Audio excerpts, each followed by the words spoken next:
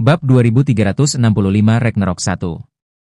Di padang pasir yang gelap, tubuh mengerikan dengan tinggi lebih dari 6 meter perlahan muncul dari lautan pasir, seperti gunung hitam yang bergerak. Pasir mengalir deras ke bawah cangkangnya yang ditutupi duri-duri bergerigi bagaikan air terjun, berkilauan dengan kilau metalik yang mengancam di langit merah darah. Matanya yang berwarna merah darah dan tanpa emosi perlahan berputar, setiap lensa memantulkan 3 sosok kecil, mata mereka berkilauan dengan cahaya dingin dan predator. Odin mencari melalui basis data dan akhirnya menemukan informasi makhluk itu dalam catatan Kekaisaran Bulan Gelap. Itu adalah Kalajengking Lumpuh. Seorang buangan dari Kekaisaran Bulan Gelap, dan pernah menjadi salah satu jenderal terkuat di Kekaisaran Bulan Gelap. Mata tunggal Odin menyipit sedikit, pupilnya memantulkan setiap detail makhluk kolosal itu. Dia dapat melihat dengan jelas pola kuno pada cangkang Kalajengking yang rusak itu dan merasakan tekanan yang menyesakkan yang berasal darinya. Sialan, brengsek. Odin menarik napas dalam-dalam, sedikit keseriusan terpancar di matanya, tetapi segera digantikan oleh semangat juang yang kuat. Sekarang setelah dia menghadapi situasi ini, dia tahu tidak akan ada jalan keluar, dia hanya bisa bertarung sampai mati. Jadi, atas nama Asgard. Suaranya yang dalam bergema di padang pasir, dan mata tunggalnya bersinar dengan cahaya seterang matahari. Di tangan kanannya, petir perak yang mengerikan tiba-tiba muncul, berubah menjadi tombak padat yang panjangnya lebih dari 2 meter. Tombak abadi, Gungnir, akan menghancurkan. Ia melemparkannya dengan kuat dari telapak tangannya, langsung melintasi ratusan meter di antara mereka, langsung menuju dada Kalajengking itu. Tombak dewa itu berubah menjadi seberkas cahaya yang menembus langit dan bumi, ujungnya merobek ruang dan menusuk langsung ke arah sisa Kalajengking dengan aura yang mampu memusnahkan semua hal. Kekuatan guntur membuat udara terasa membakar. Serangan yang tidak dapat dihindari dan hanya dapat dihadapi secara langsung. Namun, saat menghadapi serangan mengerikan dari Odin, sang Kalajengking hanya berdiri diam tanpa bergerak sedikit pun. Bagaimana itu terjadi? Capit di lengan kanannya terbuka dengan mudah lalu menjepit tombak yang terbentuk dari petir yang terkondensasi. Semudah mengambil sumpit, Gungnir meraung dan guntur meledak, namun ia tidak dapat maju selangkah pun. Indeks kekuatan Kalajengking itu, 46.000 poin. Menghadapi perbedaan kekuatan yang mutlak, bahkan Gungnir, dengan aturan serangan terjaminnya, kehilangan keunggulannya. Pupil mata Odin tiba-tiba mengecil, mata tunggalnya memantulkan gambaran tombak yang hancur berkeping-keping. Indeks kemampuannya adalah 38.000 poin, yang hampir 10.000 poin lebih rendah dari lawannya. Perbedaan kekuatan ini membuatnya sama sekali tidak tahu cara mengalahkan lawannya. Sayangnya, peruntungannya sungguh buruk. Karena Zhang Yi dan yang lainnya tidak ada, dan sekarang satu-satunya orang yang dapat diandalkannya adalah dirinya sendiri. Apakah ini hukuman Tuhan untukku? Apakah dia akan membuatku mati di sini? Keputusasaan memenuhi hati Odin, tetapi di saat putus asa itu, perasaan tenang juga muncul. Dunia ini selalu menjadi tempat yang paling kuat yang dapat bertahan hidup. Sejak ia berhenti menjadi salah satu petarung terbaik umat manusia, mungkin hari ini memang ditakdirkan untuk datang. Namun saat ini, api yang berkobar di matanya lebih besar dari sebelumnya, seakan ingin membakar langit yang gelap. Tapi aku tidak percaya pada takdir. Tatapan tajamnya tertuju pada Loki, Belri Thomas, dan Hela, Louis Andre. Kami adalah 3 pemimpin besar Asgard, bagaimana mungkin kami mati di bulan ini? Itu benar. Loki mengambil kapak besar yang sangat besar dari punggungnya, yang tidak sebanding dengan ukuran tubuhnya, dan warna merah tua di matanya menjadi semakin intens. Waktunya untuk merayakan. Raungan Loki membelah langit. Matanya yang dulu licik ini sepenuhnya ternoda darah, pupil matanya mengecil menjadi garis vertikal yang berbahaya. Garis keturunan Viking dalam darahnya sedang bangkit, dan sebagai pengguna kemampuan tipe peningkatan tingkat atas, dia adalah pria gila yang gemar berperang. Apa itu rasa takut?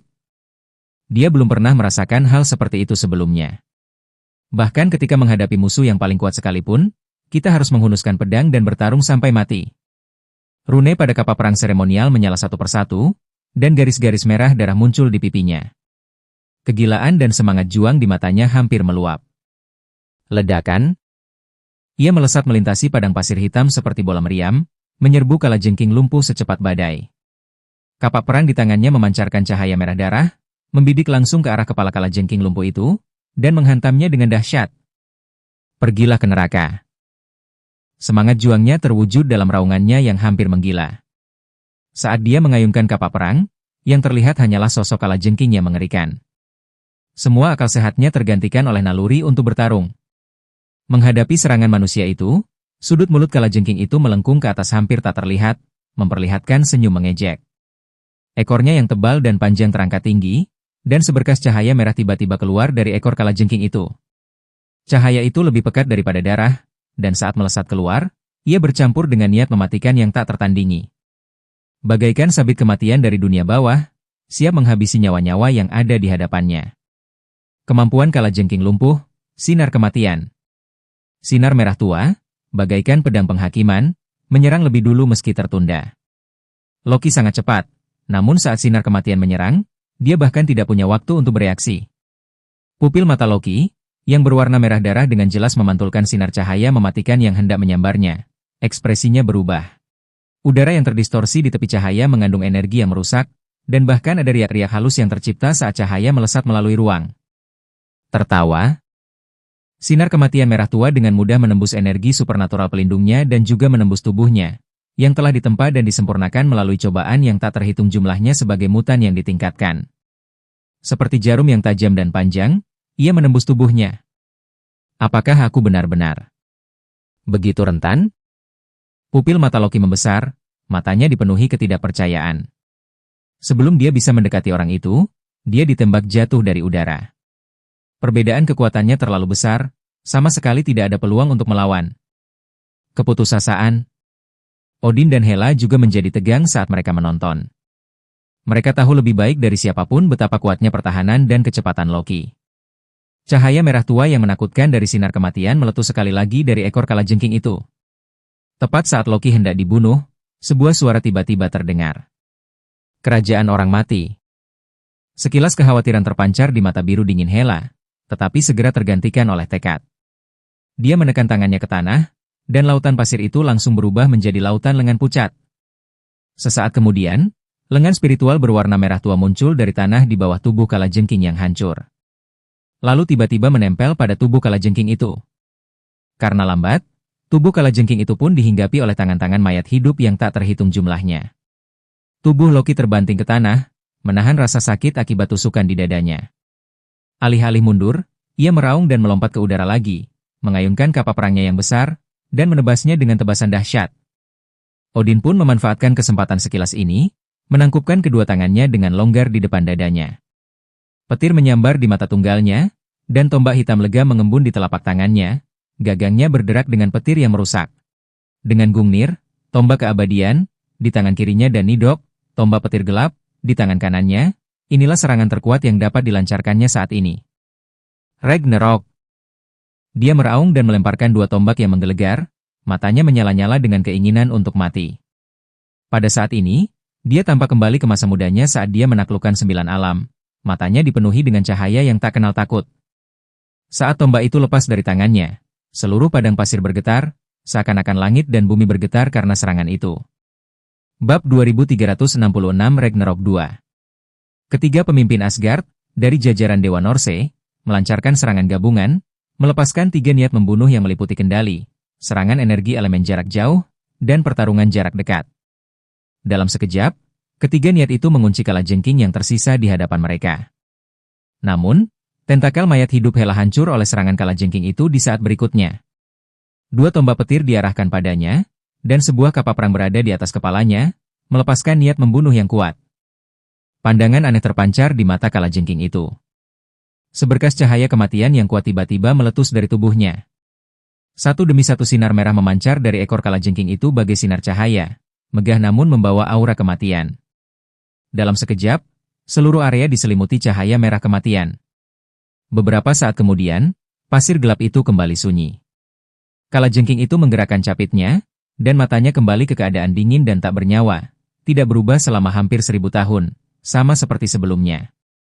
Namun, 3 sosok yang mirip dengannya muncul di sampingnya, tubuh mereka sepenuhnya hitam seolah-olah terkena cipratan tinta. 3 pemimpin jajaran Dewa Nordik telah sepenuhnya rusak menjadi rasul gelap. Orang-orang yang tersebar di seluruh hutan matahari gelap, segera setelah memasuki hutan, hampir semuanya mengalami gangguan mental dan kegilaan hanya karena diganggu oleh kemampuan tiran gila. Ini akhirnya membuat mereka menyadari betapa berbahayanya tempat ini. Tetapi pria yang memancarkan energi kuat ke langit memberikan mereka secercah harapan. Zhang Yi, yang terkuat di antara mereka, masih hidup dan pasti telah membunuh tiran gila. Jadi selanjutnya, mereka akan pergi menuju ke pusat hutan matahari gelap, untuk bertemu dan berkumpul kembali. Berapa banyak orang yang akan mati satu demi satu?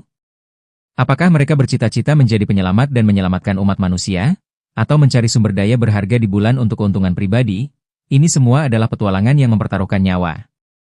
Di suatu tempat yang kosong dan kacau, bibir Indra melengkung membentuk senyum yang tenang. Sementara tanah di sekelilingnya dipenuhi sisa-sisa pepohonan hitam aneh yang banyak jumlahnya, yang terbentuk oleh mereka yang rusak oleh polusi spiritual Samael. Dia berjalan tanpa alas kaki di atas pasir hitam, melangkah maju. Ayo pergi, kita tidak boleh tertinggal. Kita harus terus berjuang melawan kekacauan ini. Aku sudah melihat takdir, dan hanya dengan mengikutinya kita bisa selamat. Dia berbicara kepada beberapa orang di sekitarnya. Pada saat ini, beberapa mutan kuat yang dibawa Barata masih hidup. Ini termasuk, tetapi tidak terbatas pada, Gao Chankong, Guman, dan Batu. Serta beberapa bawahan kasta tinggi lainnya. Namun saat ia hendak melangkah, sebuah perasaan aneh menyergap hatinya, menyebabkan ia tiba-tiba berhenti. Suara yang dikenalnya itu, suara yang telah diwaspadainya selama bertahun-tahun, terdengar dari belakangnya. Tidak perlu mencarinya sekarang. Karena tujuanku datang ke sini bukan untuk menyelamatkan seluruh umat manusia. Tujuanku datang ke sini adalah untukmu. Gao Chankong menatap Indra seakan-akan sedang mengincar mangsa yang sudah lama diinginkannya. Kaisar Shitian menoleh ke arah Gao Chankong, matanya dipenuhi kebingungan. Gumen, yang mengikuti Gao Chankong, sudah mengangkat tangannya. Surga pribadi, terbuka. Sebuah penghalang heksagonal ungu besar langsung menjebak dia dan Gao Chankong di dalamnya. Pemandangan di sekitarnya telah berubah drastis, dan mereka tidak dapat lagi melihat apapun di luar, seakan-akan mereka telah dibawa ke ruang lain. Gao Chankong berdiri di hadapan Kaisar Shitian, senyum dingin dan tanpa emosi di wajahnya. Tuanku, Keyes, memintaku untuk menyampaikan salamnya kepadamu. Yang mulia, Kaisar Shitian. Mendengar kata tuanku, mata Indra sedikit melebar. Lalu seolah teringat sesuatu, tatapannya berubah waspada. Kau dikendalikan oleh pengguna kemampuan berbasis aturan di sebelah Keyes? Kenapa dia mengirimmu untuk menyerangku di saat seperti ini? Lagi pula, dengan kekuatanmu sekarang, apa yang mungkin bisa kau lakukan padaku? Meski Indra agak terkejut dengan situasi itu, ia tetap percaya diri dan tenang. Kaisar Shitian adalah prajurit terhebat dan seorang nabi besar, kekuatannya tidak bisa dianggap remeh. Adapun Gao Chankong, dia tidak lebih dari seekor anjing liar, seorang tentara bayaran yang ditawan oleh Barata. Gao Chankong tersenyum penuh arti. Coba saja, dan Anda akan melihatnya. Oh! Indra terkekeh pelan.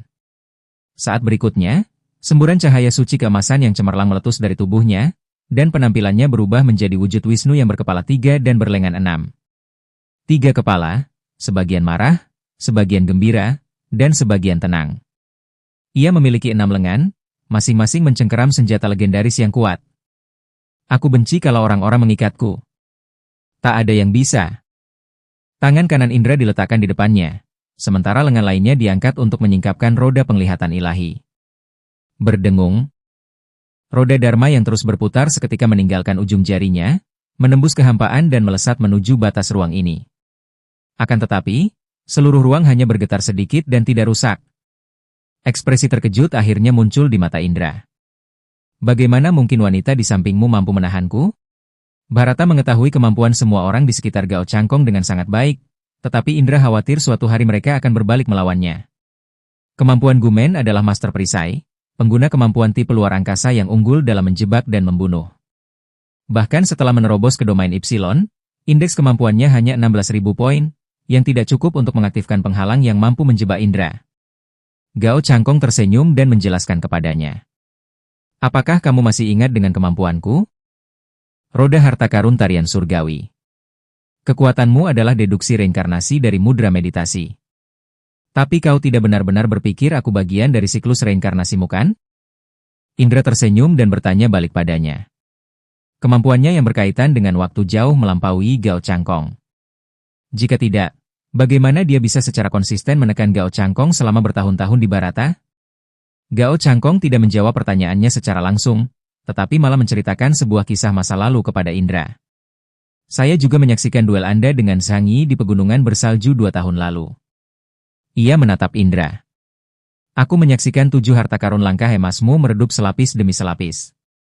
Orang lain mungkin tidak mengerti artinya, tapi aku sangat memahaminya.